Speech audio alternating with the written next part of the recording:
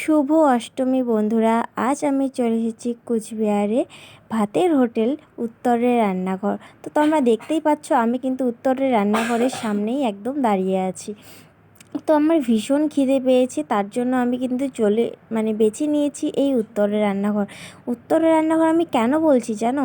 কারণ হচ্ছে কুচবিহারের শ্রেয়া অধিকারী শ্রেয়াদির যে নতুন ওপেনিং করেছে এই ভাতের হোটেলটি, সেটা হচ্ছে উত্তরের রান্নাঘর। তো আমি এখানে আজকে খেতে এসেছি যে কেমন কি রান্না হয়েছে বা কেমন কি সেটাই আমি দেখতে এসেছি, প্লাস আমি খেতেও এসেছি।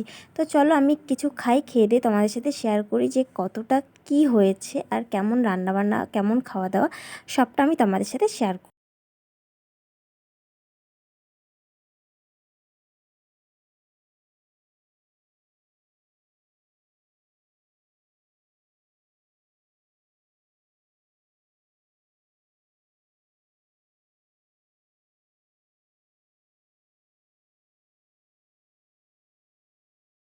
দেখো বন্ধুরা, আমি কিন্তু খেতে বসে গেছি। খাবারগুলো কিন্তু দারুণ দারুণ ছিল, সব কিছুই কিন্তু একদম ঘরোয়া রান্না ছিল।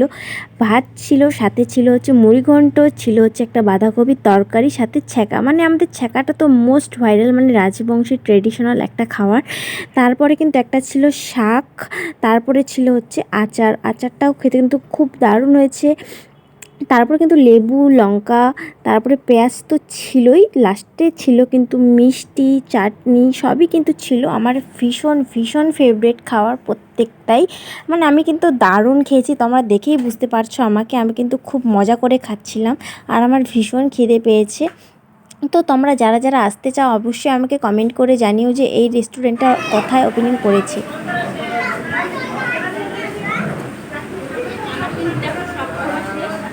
লাস্টে একটা মিষ্টি খাচ্ছি, মিষ্টি দেওয়া হয়েছে।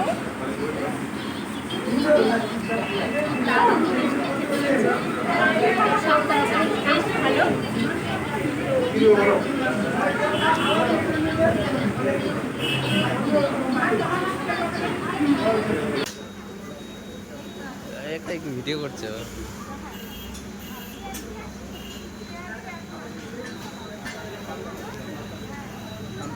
আর রান্না বান্না কিন্তু আপনার সেই দারুণ হয়েছে, একদম ঘরোয়া। বিশেষ করে ছ্যাঁকা ছ্যাঁকা তো আমাদের